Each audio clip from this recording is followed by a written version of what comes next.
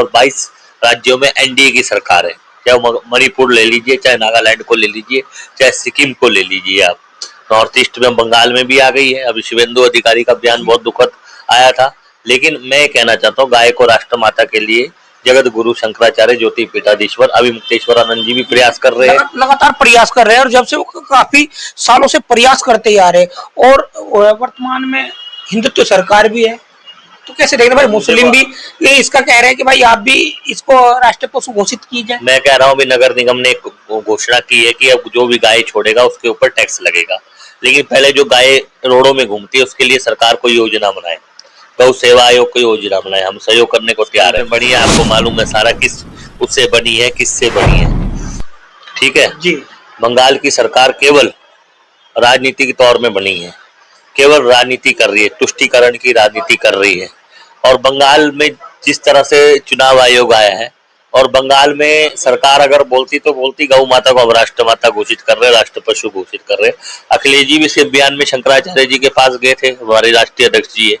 तो हम कहना चाहते हैं कि गौ माता को राष्ट्र माता घोषित कर दीजिए, कोई दिक्कत नहीं है। संसद में कई सांसद विपक्षी इंडिया गठबंधन के बोल चुके हैं। सरकार इसे कर पाएगी या नहीं कर पाएगी? आप ही क्या विचार? सरकार कर देगी तो अच्छा है, लेकिन नहीं कर पाएगी तो सरकार नहीं कर पाएगी। राजनीति चमकानी है सरकार को, धर्म के नाम में राजनीति चमकानी है। 4 धाम का हाल देख लीजिए। दोस्तों नमस्कार, मैं मित्रपाल और आप देख रहे हैं BMUK टीवी। हमारे साथ समाजवादी पार्टी कार्यकारिणी के प्रदेश अध्यक्ष शुभम गिरी जी है। बहुत बहुत स्वागत है BMUK टीवी। धन्यवाद आपका। महाराज जी, लगातार जो संत है गाय को राष्ट्रीय माता घोषित करना चाह रहे हैं। अब जो मुस्लिम संगठन है अलग अलग, वो भी कह रहे हैं कि गाय को राष्ट्रीय पशु घोषित किया जाए। क्या कुछ प्रतिक्रिया, क्या कुछ इस पर कहना चाहेंगे आप? अच्छी बात है, अगर मुस्लिम समाज, ईसाई समाज, सभी समाज अगर भारत के प्रति एकता दिखाता है, गाय माता को राष्ट्र माता और राष्ट्रीय पशु घोषित करता है, बहुत अच्छी बात है। और केंद्र में पिछले 12 साल से भाजपा की सरकार है, उत्तर प्रदेश में भी भाजपा है, उत्तराखंड में भी भाजपा है, और 22 राज्यों में एनडीए की सरकार है। चाहे मणिपुर ले लीजिए, चाहे नागालैंड को ले लीजिए, चाहे सिक्किम को ले लीजिए आप। नॉर्थ ईस्ट में बंगाल में भी आ गई है। अभी शुभेंदु अधिकारी का बयान बहुत दुखद आया था। लेकिन मैं कहना चाहता हूँ, गाय को राष्ट्र माता के लिए जगत गुरु शंकराचार्य, ज्योति पीठाधीश्वर, अभिमुक्तेश्वरानंद जी भी प्रयास कर रहे हैं, लगातार प्रयास कर रहे हैं, और जब से वो काफी सालों से प्रयास करते ही आ रहे हैं। और वर्तमान में हिंदुत्व सरकार भी है, तो कैसे देख रहे भाई? मुस्लिम भी ये इसका कह रहे हैं कि भाई आप भी इसको राष्ट्रीय पशु घोषित कीजिए। मैं कह रहा हूँ, नगर निगम ने एक घोषणा की है कि अब जो भी गाय छोड़ेगा उसके ऊपर टैक्स लगेगा। लेकिन पहले जो गाय रोडों में घूमती है उसके लिए सरकार को योजना बनाए, गौ सेवा आयोग को योजना बनाए। हम सहयोग करने को तैयार है। अगर मुस्लिम समाज ने बयान दिया है, बहुत स्वागत योग्य बयान है, सभी मौलाना ने दी है, और सभी कह रहे हैं कि राष्ट्रमाता घोषित गाय होनी चाहिए।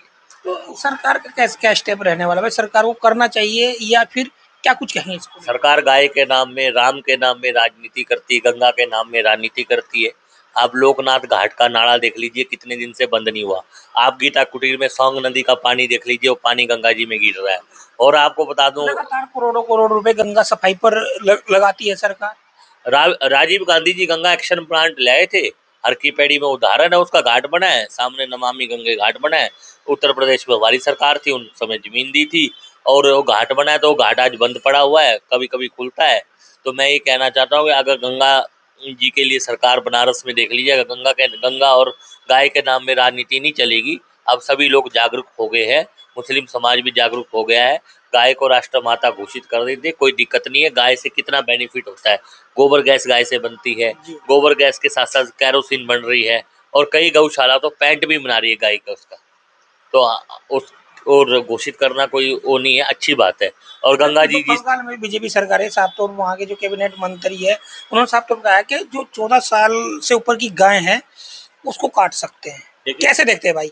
जब एक तरफ तो गाय को माता कह रहे हैं हिंदुत्व सरकार, और दूसरी तरफ ये भी कह रही है कि 14 साल से ज्यादा की उम्र को आपको गाय को काट सकते हैं, डॉक्टर से आपको उसका प्रमाण पत्र लेना पड़ेगा। देखिए, बंगाल की जो सरकार है वो पता है किस बल में बनी है, आपको मालूम है सारा किस उससे बनी है, किससे बनी है, ठीक है जी। बंगाल की सरकार केवल राजनीति के तौर में बनी है, केवल राजनीति कर रही है, तुष्टीकरण की राजनीति कर रही है। और बंगाल में जिस तरह से चुनाव आयोग आया है, और बंगाल में सरकार अगर बोलती तो बोलती गौ माता को हम राष्ट्र माता घोषित कर रहे, राष्ट्र पशु घोषित कर रहे। अखिलेश जी भी इस बयान में शंकराचार्य जी के पास गए थे, हमारे राष्ट्रीय अध्यक्ष जी है। तो हम कहना चाहते हैं कि गौ माता को राष्ट्रमाता घोषित कर दीजिए, कोई दिक्कत नहीं है। संसद में कई सांसद विपक्षी इंडिया गठबंधन के बोल चुके हैं। सरकार इसे कर पाएगी या नहीं कर पाएगी, आप ही क्या विचार? सरकार कर देगी तो अच्छा है, लेकिन नहीं कर पाएगी तो क्यों नहीं सरकार कर पाएगी? राजनीति चमकानी है सरकार को, धर्म के नाम में राजनीति चमकानी है। 4 धाम का हाल देख लीजिए, 4 धाम का मार्ग में देखिए कितना जाम है। आप देख लीजिए, जब रजिस्ट्रेशन होता है, हरिद्वार से रजिस्ट्रेशन होता है, तो जाम कहाँ से लग रहा है? जनसंख्या भी तो बढ़ रही है देश की। जनसंख्या तो देश की हमेशा बढ़ेगी, जनसंख्या तो बढ़ती रहेगी। पहले भी जनसंख्या थी, पहले भी व्यवस्थाएं थी, अब कहाँ नहीं हो रही है। तो इसी कारण से गाय माता जो रोडों में घूम रही है, उनको भी जो रोडों में घूम रही है उस छोटे छोटे एनजीओ के साथ बनाकर उनको भी एक गौशाला बनानी चाहिए। गाय के लिए चाराओं की व्यवस्था करनी चाहिए। कई गौशालाओं में बहुत बुरा हाल है, सरकारी गौशालाओं में गायों को चारा नहीं मिलता, वैसे करके चारा भी देना चाहिए। कुछ रोजगार की योजना देनी चाहिए, गोबर खाद की योजना देनी चाहिए। तो अगर योजना देंगे तो सरकार खुद ही करेगी। हिंदू तो सरकार नहीं दे सकती, दूसरी सरकार दे पाएगी। क्यों नहीं दे पाएगी? दे पाएगी, दूसरी सरकारें भी दे रही है। हिमाचल प्रदेश में 20 रुपये जो 50 रुपये लीटर दूध बेच रहा है, सरकार ले रही है दूध। हिमाचल प्रदेश में भी दे रही है। अगर पहले तो गऊ जो गाय छोड़ता है उसके ऊपर भी कानून बनाना चाहिए। अच्छा, आप जैसे समाजवादी पार्टी में है, कार्यकारिणी के प्रदेश अध्यक्ष है, एक बड़ी जिम्मेदारी आप पर भी है। उत्तराखंड में समाजवादी पार्टी बिल्कुल समापन पर है, क्या कुछ कहेंगे भाई? किस तरह से यहाँ पर दोबारा से पार्टी के लोग जागरूक हो, क्या कुछ उसके लिए क्या कार्य कर रहे हैं? अभी लोगों को जागरूक कर रहे हैं, लोगों से मिल रहे हैं, संगठन भी बन जाएगा जल्द ही। संगठन कार्यकारिणी प्रदेश अध्यक्ष का सबका आ जाएगा।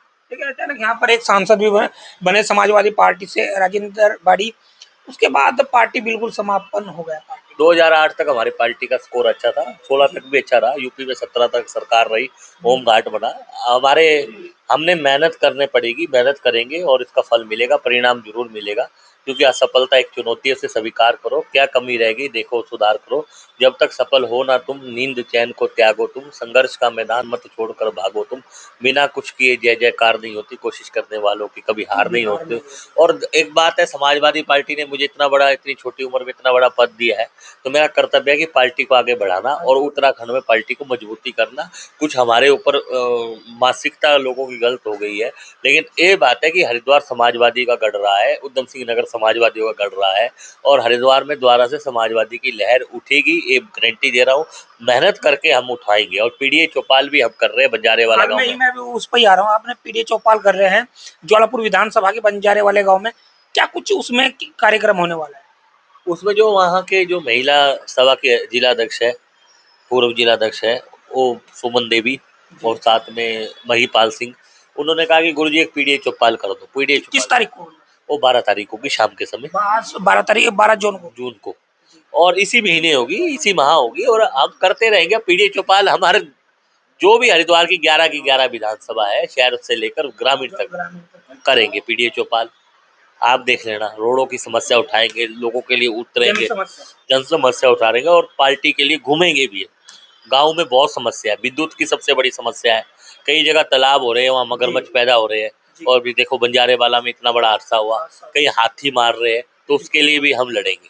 चलिए, समय देने के लिए बहुत बहुत धन्यवाद। हमारे साथ समाजवादी पार्टी के कार्यकारिणी के प्रदेश अध्यक्ष शुभम गिरी थे, जिन्होंने साफ तौर पर कहा कि हम पार्टी को अब उत्तराखंड में